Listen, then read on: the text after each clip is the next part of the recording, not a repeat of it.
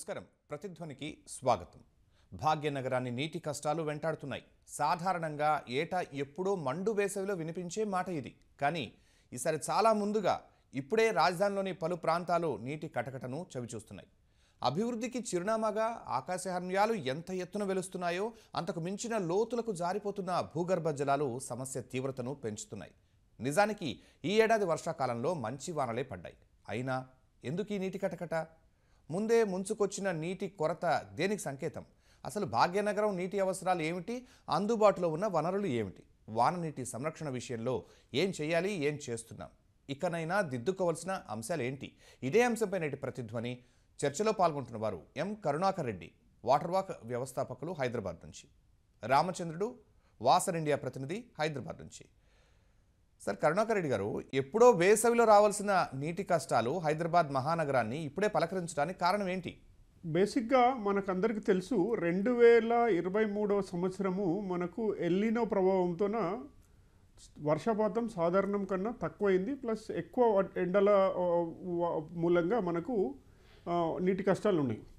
అయితే next year 2024 సంవత్సరంలో మనకు సాధారణం కన్నా ఎక్కువ వర్షపాతం నమోదైంది బికాజ్ ఆఫ్ లానినా.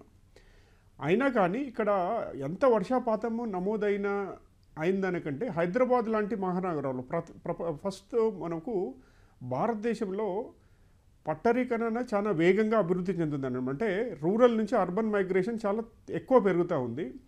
ఇంకోటి ముఖ్యంగా హైదరాబాద్ లాంటి మహానగరాన్ని మనం ర్యాపిడ్లీ గ్రోయింగ్ అంటాం. మోస్ట్ హ్యాపెనింగ్ ర్యాపిడ్ గ్రోయింగ్లీ సిటీ అంటాం. అంటే ఇక్కడ మీరు అన్నట్లు ఆకాశ హర్మాలు పెరుగుతూ ఉన్నాయి. సో డెన్సిటీ ఆఫ్ పాపులేషన్ అయితే ఎక్కువ ఉన్నది. సో దీనివల్ల ఏమైపోతుందంటే మనకి ఎంత వర్షపాతం పడినా యాక్చువల్గా మనకు వచ్చిన వర్షపాతాన్ని మనం ఆల్మోస్ట్ 80% పైగా మనకు వర్షం నీళ్ళు రన్ ఆఫ్ అయిపోతుంది. సో ఇక్కడ బేసిక్గా మనం తెలుసుకోవాల్సిన ముఖ్య అంశం ఏంటంటే నీటి వినియోగంలో ఎటువంటి మేనేజ్మెంట్ కైండ్ ఆఫ్ ఇది లేదనమాట. నీటిని మనం కేవలం అడ్మినిస్ట్రేటివ్గా పరిపాలనా విధానంగానే మనం చూస్తున్నాం. కానీ దాని వినియోగ పరంగా మనం ఎటువంటి జాగ్రత్తలు కానీ ఎటువంటి దాని మీద అవగాహన చాలామందికి లేదు. సో ప్రభుత్వానిదే బాధ్యత అని చెప్పేసి ప్రజలు అనుకుంటున్నారు, ప్రజల యొక్క బాధ్యత అని ప్రభుత్వం అనుకుంటారు. దీని మధ్యలో కోఆర్డినేషన్ కరెక్ట్గా లేదు. సో దీనివల్ల జరుగుతుంది ఏంటంటే ఈ వర్షపు నీళ్లను పునర్వినియోగం చేసుకోకపోవడము, తర్వాత మన నాలాలను ప్రాపర్గా మనం ఇష్టం వచ్చినట్లు దానిని డట్టింగ్ చేసి ఇది చేయడము. మూడో విషయం ఏంటంటే ఈ ఏదైతే చెరువులు ఉన్నాయో చెరువులన్నీ అన్యాక్రాంతం అయిపోవడము ఒకటి, చెరువులలో ఈ డ్రైనేజ్ వాటర్ పంపించడం ఒకటి, తర్వాత చెరువులలో పూడిక కూడా చాలా ఎక్కువైపోయి వాటర్ బాడీ లేకపోవడము, తర్వాత అర్బన్ ఏరియా మొత్తం కాంక్రీట్ జంగల్గా అవ్వడము, వర్షం నీటిని 80% పైన వర్షం నీళ్లను మనము సంరక్షణ చేసుకోకుండా అది రన్నింగ్ ఆఫ్ అయిపోయి వర్షాకాలం వచ్చిన చిన్న వర్షం వచ్చినా అది మొత్తం రోడ్ల మీదకి వచ్చేసి సో అర్బన్ క్లాగింగ్ అయిపోయి ఇవన్నీ పరిస్థితులలో ఉన్నాయి. సో రీసెంట్గా మనం ఈ సంవత్సరం మనం ప్రభుత్వాన్ని చూసాము. ఇక్కడికి వచ్చిన తర్వాత అర్బన్ హైదరాబాద్లో ఎక్కడైతే వర్షం నీళ్లు క్లాగింగ్ అవుతుందో అక్కడ వర్షపు నీటి గుంతలను లేకపోతే వాటర్ సంపులను పెద్ద పెద్ద వాటర్ సంపులను గుర్తించారు. కానీ ద వాల్యూమ్ ఆఫ్ వాటర్ హైదరాబాద్లో మనము జిహెచ్ఎంసి లేకపోతే హైదరాబాద్ మెట్రో డెవలప్మెంట్ అథారిటీ ఏరియాలో కానీ హెచ్ఎండబ్ల్యూ ఎస్ఎస్బి ఏదైతే టెరిటోరియల్ ఉందో ఈ టెరిటరీలో దాదాపుగా మనకు 30 పైన టీఎంసీల వర్షం నుంచి వర్షం నీళ్ళు అవైలబిలిటీ ఉంది. కానీ ఈ సంపులంతా కలిపితే ఈవెన్ 2% వాటర్ని కూడా మనం స్టోర్ చేయడం చాలా కష్టం. రామచంద్రుడు గారు, హైదరాబాద్ మహానగరం మొత్తంలో ఏటా నమోదవుతున్న వర్షపాతం ఎంత? అందులో ఎంత మేర వాన నీటిని సంరక్షించుకోగలుగుతున్నాం? మనకి హైదరాబాద్లో ఇదివరకు కన్నా మనము 10 ఏళ్ల యావరేజ్ చేసుకుంటే కొంచెం వర్షపాతం యాక్చువల్లీ పెరుగుతున్నదని మనం గమనించవచ్చు. ఇంచుమించు ఒక 100 సెంటీమీటర్ల వర్షపాతం ఇప్పుడు హైదరాబాద్లో మనకి రకరకాల రెయిన్ గేజ్లో మనం రికార్డ్ అయిన డీటెయిల్స్ బట్టి తెలుస్తోంది. కొంత వేరియేషన్ ఉన్నప్పటికీ యావరేజ్గా 1 మీటర్ రెయిన్ఫాల్ మనకి పడుతుంది, వర్షపాతం నమోదవుతుందని చెప్పి మనం ఇంచుమించుగా అనుకోవచ్చు. అయితే ఇప్పుడు వచ్చిన సమస్య ఆల్రెడీ కరుణాకర్ గారు చెప్పినట్టే ఎంత వర్షం పడినా అది ఇంచుమించు వరద రూపంలో రన్ ఆఫ్ రూపంలో కొట్టుకుపోవడం మూలంగా మనకి తక్కువ ఉన్నా ఎక్కువ ఉన్నా కూడా అదే సమస్య. మనము దాన్ని ఎలా పొదుపు చేసుకుంటాము? మనకి ముఖ్యంగా కొన్ని ప్రాంతాలు ఉన్నాయి, దిల్సుఖ్ నగర్ కానివ్వండి, బోడుప్పల్ ఇలాంటి, ఈవెన్ మాదాపూర్ ఇలాంటి ప్లేసెస్లో చాలా భూగర్భ జలాల కిందకి వెళ్ళిపోయినప్పటికీ కూడా ఆ ప్రాంతాల్లో ప్రత్యేకమైన ఏమైనా చర్యలు చేపట్టడం జరగటం లేదు. అదేవిధంగా ఇంచుమించు అందరికీ ఒక రకమైన ఆలోచన ఉన్నదనమాట. వర్షం పడిన నీళ్లు ఎంత తొందరగా బయటికి పోతే మనం అంత సుఖంగా ఉంటామన్న ఒక ఆలోచన చాలా మందికున్నది. ఈ నీరు మన ఇంట్లోనే పొదుపు చేసుకుందాం, మన క్యాంపస్‌లోనే, మన కాలనీలోనే, మన అపార్ట్మెంట్‌లో ఉండే ఓపెన్ ఏరియాస్‌లోనే దాన్ని అట్టే పెట్టుకుందామన్న ఆలోచన ఎవరికీ లేదు. కాస్త అంటే వర్షం రోడ్ల పడినా, పెద్ద పక్కన వర్షం సంపులు పడినా ఏ ఫలితం విధంగా అయితే ఒకటే. ఏర్పాటు చేస్తున్నారో ప్రతి కాలనీలో ప్రతి రోడ్డు పక్కన కూడా అలాంటి సంపు విధానం ఏమైనా పరిష్కారం చూపుతుందా? సంపన్నది కొంచెం కష్టమవుతుందండి. అంటే ఇప్పుడు ఇందులో 2 సమస్యలుంటాయి. ఎందుకంటే మన ల్యాండ్ యూజ్ అంటే భూమి ఉపరితలం మీద చెత్తాచెదారం వేయడము, పశువులు కానీ, మనుషులు కానీ విసర్జించిన రకరకాల చెత్త ఉండడం మూలంగా వర్షం నీరు భూమి మీద పడగానే అది కలుషితమవుతుంది. అలాంటి నీరుని మనం భూగర్భ జలాలని రీచార్జ్ చేయడం కోసం ఉపయోగిస్తే భూగర్భ జలాలు కూడా కలుషితమయ్యే అవకాశం ఉంది.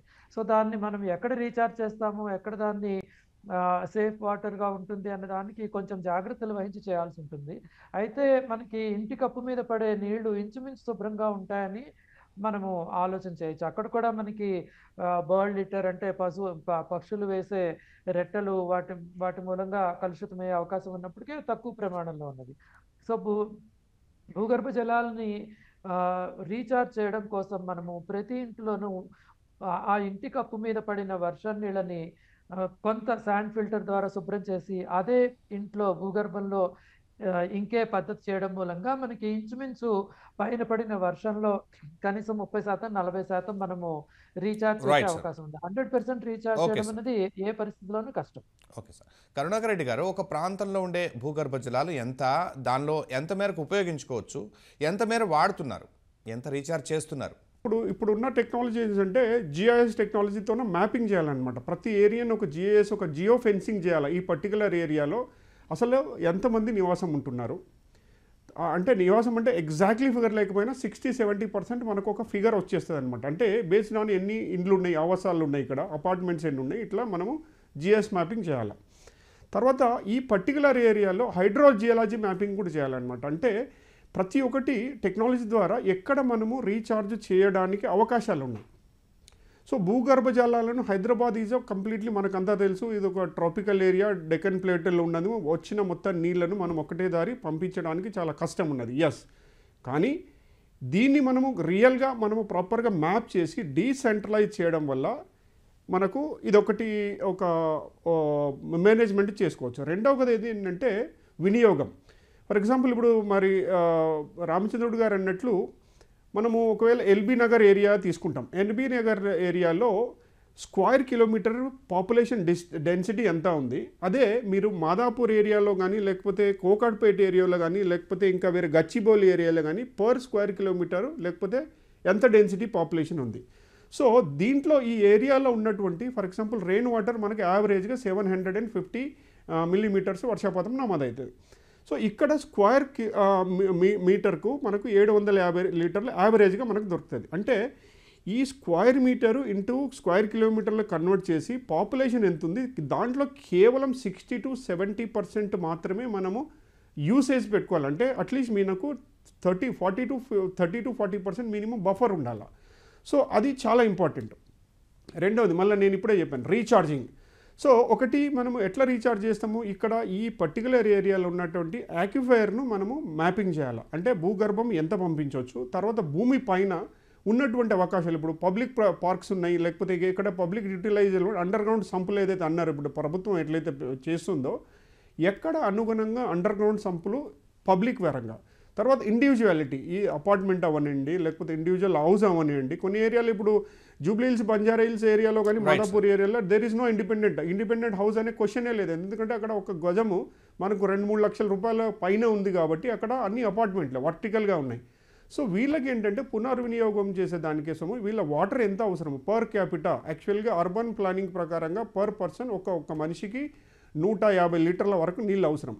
ఈ 150 లీటర్లలో అసలు దేనికోసం ఎంత అవసరం, పునర్వినియోగం ఎట్లా చేసి ఫ్లషింగ్ చేస్తున్నాం. ట్యాంకు మనము టాయిలెట్ ఫ్లషింగ్ చేసేటప్పుడు మనము ఇప్పుడున్న టెక్నాలజీ పరంగా మనము డ్యూయల్ పంపింగ్ సిస్టమ్ తప్పకుండా పెట్టుకోవాలి. ఫ్లషింగ్ కోసం డ్యూయల్ పంపింగ్ ఉన్నదనుకోండి, ఫ్లష్ వాటర్ కాస్ట్ తక్కువ ఉండాలి. అప్పుడు ఏమైపోతుందంటే మనకు ఈ హార్టికల్చర్కి కానీ, కార్లు కడగడానికి కానీ, హైదరాబాద్కు చాలామందికి తెలియదండి, 180 నుంచి 200 కిలోమీటర్ల నుంచి నీళ్ళు పంపింగ్ అవుతుంది. 40% నాన్ రిటర్న్ రెవెన్యూ అంటే 100 లీటర్లు పంపు చేస్తే మన ఇంటికి వచ్చే వరకు కేవలం 60 లీటర్లు మాత్రమే ఉంది. అంటే 40% నీళ్లు మధ్యలోనే లీకేజ్ల పరంగా లేకపోతే ఇంకో రకంగా దుర్వినియోగం జరుగుతూ ఉంది. దీంతోపాటు ఈ ప్రైసింగ్ అనేది ఒకవేళ ప్రాపర్గా చేయగలిగితే అప్పుడు మనకి ఏంటంటే ఇక్కడ ఈ మేనేజ్మెంట్ ఏదైతే చాలా వరకు ఇంపార్టెంట్ అంటే మేనేజ్మెంట్ అనేది ఎంత ఇంపార్టెంటో ఇక్కడ పాయింట్ అంతవరకు వాటర్ మనం ఇంప్రూవ్మెంట్ చేసుకోవాలి. అదేనండి, గ్రౌండ్ వాటర్ యూటిలైజేషన్ తక్కువ చేయాలి కదండి. ఇప్పుడు ఫ్రెష్ వాటర్ డిమాండ్ మనం ఏం చేస్తున్నాము అంటే వీలైనంత వరకు మైనింగ్ చేస్తున్నాం వాటర్. ఇప్పుడు హైదరాబాద్లో కొన్ని జగాలలో 300 ఫీట్లలో ఉన్నది, కొన్ని జగాలలో 1500 ఫీట్లలో కూడా వాటర్ లేదు. కారణం ఏంటి అంటే ఆల్రెడీ ఉన్న వాటర్ని మొత్తం వినియోగం చేసేసినాం, రీఛార్జ్ చేయట్లేదు మనం. సో దానివల్ల ఏమైపోతుందంటే వాటర్ క్రైసిస్, వాటర్ డెఫిషియన్సీ అవుతుంది. అంటే వినియోగానికి, పునర్వినియోగానికి, తర్వాత రీఛార్జ్ చేయడంలో చాలా వ్యత్యాసం ఉంది. ఇప్పుడు వర్షం పడుతుంటే కూడా మనకు నీళ్ళు లేకుండా ఉందండి. కొన్ని జగాలలో వర్షం పడ్డా కానీ మీకు వర్షాకాలంలో కూడా వాటర్ ట్యాంకులు నడుస్తున్నాయి హైదరాబాద్లో. అంటే కారణం ఏంటి? సో మనం అర్థం చేసుకోవాల్సిన అవకాశం ఇక్కడనే ఉన్నదన్నమాట. Right sir. రామచంద్రుడు గారు, హైదరాబాద్ జంట నగరాల్లో భూగర్భ జలాలపై గతంలో ఎన్జీఆర్ఐ కూడా ఆందోళన వ్యక్తం చేసింది. భూగర్భం ఖాళీ అవుతోందని అంది. ఇందుకు మీరు గమనించిన ప్రధాన కారణాలు ఏమిటి? ఎన్జీఆర్ఐ కానివ్వండి, Telangana government ground water department కానివ్వండి, ఇంకా చాలా మంది అనుభవంలో కూడా మనకు తెలుస్తున్నాయి. కొన్ని పాకెట్స్ ఆఫ్ ద సిటీ చాలా విస్తృతంగా నీటి కరువు ఉంది భూగర్భ జలాలు. కొన్ని చోట్ల అంత సమస్య లేనప్పటికీ కూడా సీజనల్గా అక్కడ కూడా ఇష్యూస్ ఉన్నాయి. వీటికి ముఖ్యమైన కారణాలు అవి కూడా మనం ఆల్రెడీ చెప్పుకున్నాము. అయితే నాకు అనిపిస్తున్నది ఏంటంటే మనము ఎక్కువగా ప్రభుత్వం మీద ఆధారపడము, లేకపోతే ప్రభుత్వం ఏదో చేస్తుందిలే మనం ఏమైనా అదంతా వారి బాధ్యత అని ఒక ఆలోచన చాలా దృఢంగా మన పౌరులందరి మధ్యలో ఉంది. ఎవరైనా ఒక ఇల్లు కట్టుకున్నప్పుడు కానీ, గేటెడ్ కమ్యూనిటీ కానీ, అపార్ట్మెంట్ కానీ, కమర్షియల్, స్కూల్, ఎనీథింగ్, వాళ్ళందరూ కూడా చాలా లక్షల రూపాయలు, కోట్ల రూపాయలు ఖర్చు పెట్టి ఇంటిని చాలా సుందరంగా, చాలా హైటెక్ కట్టుకుంటారు. కానీ ఒక 50,000 లక్ష రూపాయలు పెట్టి ఆ ప్రాంతాల్లో పడే వర్షాన్ని, వాళ్ళ ఇంటి కప్పు పైన పడే వర్షాలని మనమే పొదుపు చేసుకుందాం, మనం వాటర్ పాజిటివ్గా ఉందాము, ఎనర్జీ పాజిటివ్గా ఉందామన్న ఆలోచన చాలా తక్కువ మందికి ఉన్నదండి. హైదరాబాద్ మొత్తం మీద మనం లెక్క పెడితే బహుశా ఒక 1000 ఇళ్ల కన్నా కంప్లీట్ వాటర్ రీఛార్జ్ చేసి కంప్లీట్గా సెల్ఫ్ సఫిషియెంట్గా ఉన్న ఇళ్ళు కనబడకపోవచ్చు. అది చాలా భయంకరమైన పరిస్థితి. ఆ నీళ్ళని ఇంక్యుబ్ చేసుకుంటే మనకి పూర్తిగా సంవత్సరం పొడుగునా నీళ్ళు వస్తాయన్న ఒక ఆలోచన లేదు. బయటకు పంపించేద్దాం అన్న అదొక సమస్యగా పరిగణించడం మూలంగా ఒక ముఖ్యమైన భూగర్భ జలాలు అడుగంటుతున్నాయి. ఎక్కడ కూడా లోకల్గా మైక్రో లెవెల్లో ఎక్కడ ఒక కాలనీ, ఒక వీధి, ఒక ఇంటి ఆ స్థాయిలో మనకి వాటర్ కన్జర్వేషన్ చాలా పరిమితంగా వేళ్ల మీద లెక్క పెట్టదగ్గ అనుభవాలు మాత్రం ఇంత పెద్ద సిటీలో ఉన్నాయి. కరుణాకర్ రెడ్డి గారు, హైదరాబాద్ లాంటి మెట్రో సిటీలో వాననీటి సంరక్షణకు ఎలాంటి ఏర్పాట్లు ఉండాలి? ఇక్కడ వాటి అమలు పర్యవేక్షణలో ఏం జరుగుతోంది? హైదరాబాద్ లాంటి నగరము ఒక విశ్వ నగరంగా అభివృద్ధి చెందుతున్నది, ర్యాపిడ్ గ్రోత్ ఉన్నటువంటి నగరము. అర్బన్ ప్లానింగ్ అనేది చాలా చాలా ఇంపార్టెంట్ అండి. ఒకటి. రెండవది, ప్రభుత్వం మీరు అన్నారు కదా, ప్రభుత్వంలో ట్యాక్సులు వసూలు చేస్తున్నది. అదే అడ్మినిస్ట్రేటివ్ ప్రకారంగా వాళ్ళు ట్యాక్సులు వసూలు చేస్తున్నారు. ఒక టీఎంసీ వాటర్ను అక్కడి నుంచి ఇక్కడికి పంపు చేయడానికి 100 కోట్ల పైన ఖర్చు పెడుతున్నారు. అట్లే అంటే మనం ప్రతి సంవత్సరము హైదరాబాద్ మెట్రో వాటర్ సప్లై దాదాపుగా 1000 కోట్ల రూపాయల పైన కేవలం ఎలక్ట్రిసిటీ బిల్ కడుతుందండి, ఓన్లీ వాటర్ పంపింగ్ చేయడానికి. సో వీళ్ళు కేవలం అడ్మినిస్ట్రేటివ్ వాళ్ళే చేయగలుగుతున్నారు. రెండవది ఏంటంటే ప్రభుత్వం కూడా మార్గదర్శకంగా ఉండాలన్నమాట. అంటే ప్రతి ప్రభుత్వ భవనం ఎక్కడైతుందో, ప్రభుత్వ స్థలం ఎక్కడైతుందో అక్కడ ప్రభుత్వం అన్నిటికన్నా హైలీ ప్రయారిటైజ్ ఇంపార్టెన్స్ ఇవ్వాల్సింది ఏంటంటే వర్షపు నీటిని, అక్కడ నీళ్లను అక్కడనే సంరక్షించాలి. ఫర్ ఎగ్జాంపుల్ ఇప్పుడు మీరు అందరికీ తెలుసు, ప్రభుత్వ భవనాలు, స్కూల్ అనుకోండి, లేకపోతే పార్కులు అనుకోండి, లేకపోతే అడ్మినిస్ట్రేటివ్ బిల్డింగ్స్ అనుకోండి, ఇవన్నీ వాటర్ పాజిటివ్ ఉండాలి. అక్కడ ఎక్కడ ఎవరు వెళ్ళినా, మార్నింగ్ వాక్ వెళ్ళినా, లేకపోతే ఏదైనా ప్రభుత్వ భవనానికి ఉంటే ఈ ప్రభుత్వ భవనము ఒక బ్లూ ట్యాగ్ లాగా ఉండాలి. అంటే ఇక్కడ నీళ్ళ సంరక్షణ అద్భుతంగా జరుగుతుంది. అంటే మనం ఒకటి చెప్తామన్నమాట, జో దికేగా ఓ బికేగా. అంటే ఏదైతే కనపడుతుందో, ఏదైతే ఎక్కువ కనపడుతుందో అది మాత్రమే జనాలు చూస్తారు. ఒకటి.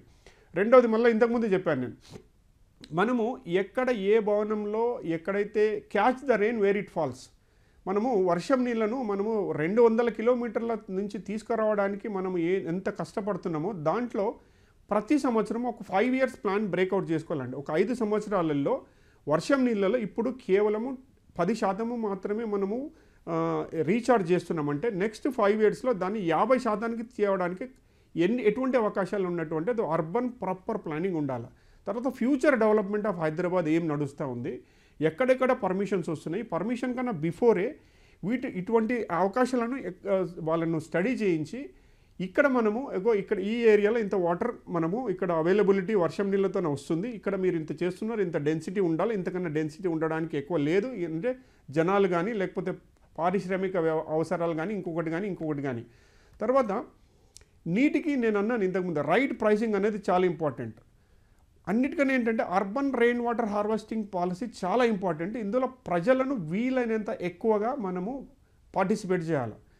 రెండవది ఇక్కడ ఏంటంటే ప్రభుత్వము ఇన్ని పైసలు ఖర్చు పెడుతుంది, ఇంత చేస్తుంది, కానీ ప్రభుత్వం ఏం చేస్తుందంటే ఎవరిని కూడా చేసే వాళ్ళని అభినందించలేదండి. Recognization is important. ఈ పర్టికులర్ బిల్డింగ్లో మీరు ఒకవేళ ఈ పర్టికులర్ ఏరియాలో మీరందరూ కలిసి చాలా అద్భుతంగా చేశారు, ఇటువంటి వాళ్ళని ఒక మోడల్ అంటే ఐలాండ్ ఆఫ్ ఎక్సలెన్స్ అనేది ఒకటి క్రియేట్ చేయాలి. తర్వాత వీలైనంత వరకు ప్రభుత్వ సంస్థలు ఈ ఎవరైతే నాన్ ప్రాఫిట్ ఆర్గనైజేషన్స్ ఉన్నాయో, మేము ఏదైతే ఉన్నామో గత 12 సంవత్సరాల నుంచి ప్రతి సంవత్సరము రెయిన్ వాటర్ హార్వెస్టింగ్ మీద వాసన్ దగ్గర నుంచి అద్భుతమైనటువంటి టెక్నాలజీ ఉన్న ఇటువంటి వాళ్ళకి ఎటువంటి అవకాశాలు ఎంత ఎక్కువ కలిగిస్తే అంత ఉంటుంది. తర్వాత ఇందులో ప్రజలతో పాటు ఈ ప్రభుత్వంలో ఉన్నటువంటి ప్రతి ఒక్కరు అంటే ప్రతి అధికారి విధిగా వాటర్ మీద ఒక రకమైనటువంటి అంటే నెలల్లో ఒక రోజు లేకపోతే ఒక వారంలో ఒక రోజు ఒక 10 నిమిషాల కోసము ఈ పర్టికులర్ ఇప్పుడు సోషల్ మీడియాలో ఉంది రెయిన్ వాటర్ హార్వెస్టింగ్ మీద ముఖ్యమంత్రి దగ్గర నుంచి మొదలు పెట్టుకుంటే ఇక్కడ గ్రామ సర్పంచ్ వరకు లేకపోతే పర్టికులర్ కౌన్సిలర్ వరకు వీళ్ళందరూ వర్షం నీళ్ళ మీద నీటి వినియోగం మీద చాలా వర్క్ చేయాలి. మీకు ఒక సింపుల్ ఎగ్జాంపుల్ చెప్తానండి. ఈ సంవత్సరం నేను మన గ్రామీణాభివృద్ధి మంత్రి గారు సీతక్క గారి దగ్గరికి వెళ్ళి వారికి నేను ఇది ఒకటి ఎక్స్ప్లెయిన్ చేశాను. ఏమండి ఇక్కడ మేడం ఇక్కడ మనం వర్షం నీళ్ళ కోసం ఇంత అద్భుతంగా చేసే అవకాశం ఉంది, మీరు ఎక్కడైతే గ్రామీణాభివృద్ధి మంత్రి ఉన్నారు కాబట్టి మీరు దీని మీద ఎక్కువ ఫోకస్ చేయాలంటే వారు ఏం చేశారంటే ఇమీడియట్గా నేను ఎక్కడైతే ఉన్న అవకాశం అధికారిక అవకాశం నివాసం ఉన్నానో అక్కడనే వర్షం నీళ్ళను గుంతను ఏర్పాటు చేయాలని వారు చేసి వాళ్ళొక మోడల్ అంటే ఐలాండ్ ఆఫ్ ఎక్సలెన్స్ వారు ఉన్నటువంటి ఇప్పుడు ఏదైతే బిల్డింగ్ ఉందో మినిస్టర్ గారు ఆ బిల్డింగు పక్క ఇది ఇప్పుడు వాటర్ పాజిటివ్ అయిందంట, అక్కడ దాదాపు వాళ్ళు వినియోగం చేస్తున్న వర్షం కన్నా ఇంకుడు గుంతల ద్వారా భూమిలోకి పంపిస్తున్నారు. అట్లా ప్రతి మినిస్టర్ కానీ ప్రతి ఎమ్మెల్యే ప్రతి ప్రజాప్రతినిధి ప్రభుత్వ అధికారితో పాటు ప్రతి ఒక్కరు అంటే ఈ ఎవరైతే నాన్ ప్రాఫిట్ ఆర్గనైజేషన్స్ వీళ్ళందరూ కలిసి విద్యార్థులు ఓకే ఉపాధ్యాయులు తర్వాత అందరూ ప్రతి ఒక్కరూ ఇందులో ఈ నీటి సంరక్షణలో భాగంగా విధిగా భాగం ఇది ఉంటేనే మిగిలిన వాళ్ళకు ఉంటుంది అనమాట. అంటే ఎక్కడైనా ఒక చిన్న ట్యాప్ ఓపెన్ చేస్తున్నారో ఒక చుక్క నీళ్ళు కారిపోతుందంటే ఒక రకమైనటువంటి అవగాహన ఉండాలి. రామచంద్రుడు గారు, భూగర్భ జలాలు భారీ స్థాయిలో క్షీణించడం వల్ల ఎదురయ్యే పరిణామాలు ఏమిటి? నీటి కొరతతో పాటు ఇంకా ఎలాంటి పర్యవసానాలను చూడాల్సి ఉంటుంది? అంటే డబ్బులున్న వాళ్ళకి ఇలాంటి సమస్యలు ఏమీ ఉండవండి. పట్టణాలు పల్లెటూర్ల కన్నా ఎక్కువ డబ్బులు ఉన్నాయి కాబట్టి ప్రభుత్వాలు వాటికి తగిన ఏర్పాటు చేస్తూ ఉంటారు. 200 కిలోమీటర్లు 300 కిలోమీటర్లు ఎక్కడ నీళ్లున్నా అక్కడి నుంచి తీసుకొచ్చి ఏర్పాటు చేస్తూ ఉంటారు. అందుమూలంగా డబ్బులున్న వాళ్ళకి ఎప్పుడు సమస్య ఉండదు. పేదవాళ్ళందరూ ఎప్పుడు చాలా వీటి వల్ల బాధపడుతూ ఉంటారు. మన సిటీలు ఎందుకు పెరుగుతున్నాయి అంటే చుట్టుపక్కల గ్రామాల నుంచి చాలా మంది ఇక్కడికి వచ్చి ఇక్కడ రకరకాల పనుల కోసం రావడం మూలంగా ఇక్కడ నగరాలు పెరుగుతున్నాయి. వాళ్ళకి సరైన ఏర్పాట్లు చేయడం అన్నది ప్రభుత్వం యొక్క ప్రాథమికమైన బాధ్యత. ఇలాంటి సందర్భాల్లో భూగర్భ జలాలు కరువు ఉన్నప్పుడు ముఖ్యంగా బాధపడేది ముఖ్యంగా చాలా వంచితులయ్యేది నిరుపేద వర్గాల వాళ్ళు, పట్టణాల వాళ్ళు. తర్వాత పట్టణాల్లో చాలా రకాల ఉత్పత్తులు చేస్తూ ఉంటారు. పారిశ్రామికమైన ఏర్పాట్లు ఉంటాయి, వ్యాపారాలు జరుగుతూ ఉంటాయి, విందులు వినోదాలు ఎంటర్టైన్మెంట్ ఇలాంటివన్నిటికీ ఒక పెద్ద స్థాయిలో ఇక్కడ అవకాశాలు ఉంటాయి. అవన్నీ నడవాలంటే ప్రాథమికంగా నీరు కూడా అవసరం అవుతుంది. భూగర్భ జలాలు లేకపోయినా ఎప్పుడైనా సర్ఫేస్ వాటర్ ఎక్కడి నుంచైనా పైపుల్లో తీసుకురావడం అది కూడా చాలా ఎక్స్పెన్సివ్గా అయినప్పుడు అక్కడ ఉండడం అన్నది చాలా ఖర్చుతో కూడిన పని అవుతుంది. రాను అక్కడ ఉండే వ్యవస్థ క్షీణించడం మొదలు పెడుతుంది. ఈ ఊరు కన్నా ఇంకో ఊరు వెళ్ళిపోదామన్న ఒక ఆలోచన మొదలై మెల్లిమెల్లిగా అర్బన్ డికే మొదలవుతుంది. తర్వాత అక్కడ ఉండే వాతావరణం, అక్కడ ఉండే ఎకలాజికల్ బ్యాలెన్స్ ఇవన్నీ కూడా దెబ్బతింటూ ఉంటాయి. ఇవన్నీ మనకి అనుభవంలో ఉన్నప్పటికీ కూడా మన ప్రజలు ముఖ్యంగా ప్రభుత్వం చేయాల్సి వచ్చినప్పటికీ కూడా నేను ఎక్కువగా ప్రజలనే తప్పు పడతాను. మనందరము మన బాధ్యత విస్మరించి మన ఇంటిపైన పడుతున్న నీళ్ళని మన ఇంటి దగ్గర ఉన్న చెత్తా చెదారాన్ని ఆ బాధ్యత వహించకపోవడం మూలంగానే ఎక్కువగా సమస్య వస్తున్నది. ప్రభుత్వం చేయాల్సింది చేయాలి. కానీ మనం ఒక పౌరుడిగా మనమేం చేస్తున్నాము? ఇలాంటి పరిణామాలు అక్కడ ఉద్యోగాలు పోతాయి, నిరుద్యోగులవుతారు, పట్టణాలు వేడెక్కుతున్నాయి, అక్కడ ఉండడమే దుర్భరం అవుతున్నది. ఇలాంటి పరిస్థితులన్నిటికీ మనం సృష్టించుకున్న సమస్యలే కదా! వాటి పరిష్కారాలు మన దగ్గరున్నప్పుడు మనం ఎందుకు చేయలేకపోతున్నాము? అన్నది ముఖ్యంగా ఆలోచన చేయాల్సిన విషయము. దీనికి science based urban watershed ప్రాజెక్ట్స్‌ని కూడా మనము తీసుకోవాల్సిన రైట్ అవసరం సార్. ఉంటుంది. వాటికి తగినంత ప్రాచుర్యం కల్పించాలంటారు. Right sir. కరుణాకర్ రెడ్డి వాటికి గారు, తగిన నీటి వాడకంలో నగర పౌరులు అనేక మంది నిర్లక్ష్యంగా వ్యవహరిస్తున్నారు. పొద్దున్నే ఏ రోడ్లపై చూసినా నీళ్లు ప్రవహిస్తూ ఉంటాయి. నీటి సమస్యకు అది కూడా ఓ కారణమా? అదేనండి, మనము ఏమవుతుందంటే ఇప్పుడు ప్రజలందరూ కేవలము రైట్స్ మాత్రమే మాట్లాడుతున్నారంటే రైట్స్ కాదు, రెస్పాన్సిబిలిటీస్ ఫస్ట్ అనమాట. నేను పౌరునిగా నేను చేయాల్సిన నా బాధ్యత, ఎప్పుడైతే మనము మన బాధ్యత విస్మరిస్తామో ప్రభుత్వాన్నో ఇంకొకరినో బాధ్యతలు చేస్తున్నాం. సో ఫస్ట్ తీసుకోవాల్సింది మన బాధ్యత. దీనితో పాటు ప్రభుత్వం కూడా పాలనా పరంగా కాకుండా అడ్మినిస్ట్రేటివ్ పరంగా లోకలైజ్డ్ సొల్యూషన్స్ అనేది చాలా important. Water is a global problem, but solution లోకల్గానే ఉంటుంది. అంటే మనం ఎక్కడి నుంచో 200 కిలోమీటర్ల నుంచి తీసుకొస్తున్న నీళ్ళ గురించి చాలామందికి తెలియదు. మీరు అన్నట్టు చూసారా, నీళ్లను మనము ఎక్కడైతే దుర్వినియోగం చేస్తున్నామో, అబ్యూస్ చేస్తున్నామో, ఇక్కడ సిటీలో ఉన్నటువంటి వాటరు మనం బయట నుంచి తీసుకొస్తున్నామని చెప్పకుండా మనం కార్లు కడగడానికి లేకపోతే విచ్చలవిడిగా వేరే రకంగా యూజ్ చేయడానికి ఏదైతే చూస్తున్నామో ఇది తప్పు అనేది చాలా వరకు ఇటువంటి వాళ్ళకు ఒక రకమైనటువంటి పెనాల్టీస్ అనేది పెంచాలా. రామచంద్రుడు గారు, చివరిగా చెప్పండి, భూగర్భ జలాలనేవి ప్రకృతి సంపద, చాలామంది వాటిని దుర్వినియోగం చేస్తుంటారు. దీన్ని అరికట్టడానికి మార్గాలు ఏవీ లేవా? బెంగళూరు తరహాలో జరిమానాలు విధించడమే పరిష్కారమా? బెంగుళూరు తరహాలో మనం జరిమానాల గురించి ఆలోచన చేస్తున్నాం. అది మంచి ఒక పద్ధతి అయినప్పటికీ కూడా బెంగుళూరు కానీ, పూనా కానీ ఇతర కొన్ని నగరాల్లో అక్కడ చాలామంది పౌరులు కలిసికట్టుగా అక్కడ ఉండే చెరువులను కాపాడుకున్నారు. చాలామంది ఇళ్లల్లో, కాలనీస్‌లో అక్కడ పడే వర్షాన్ని అరికట్టుకున్నారు. చాలా కాలనీలు అక్కడ వాటర్ పాజిటివ్‌గా ఉన్నాయి. గ్రే వాటర్ ట్రీట్మెంట్ చేస్తుంటారు. బిలియన్ వెల్స్ ప్రోగ్రామ్ అని చెప్పి ఉన్నది. ఆ రకంగా మొత్తం అన్ని సిటీస్‌లోనూ చేయాల్సిన అవకాశం ఉన్నప్పటికీ బెంగుళూరులో చాలా విస్తృతంగా జరిగింది. హైదరాబాద్‌లో బహుశా ఇప్పుడిప్పుడే మొదలవుతున్నది. దీన్ని కూడా చాలా చేయాల్సిన అవసరం ఉంది. ముఖ్యంగా పౌరులు, స్వచ్ఛంద సంస్థలు, సిఎస్ఆర్ ఏజెన్సీస్ వీరందరూ కలిసికట్టుగా పనిచేస్తే ప్రభుత్వం కంక్లూడ్ వాటిని చేయండి. తీసుకొని ప్రేరణ పొంది పెద్ద స్థాయిలో సపోర్ట్ చేసే అవకాశం ఉంది. ధన్యవాదాలండి కరుణాకర్ రెడ్డి గారు, రామచంద్రుడు గారు. ఇది నేటి ప్రతిధ్వని. నమస్కారం.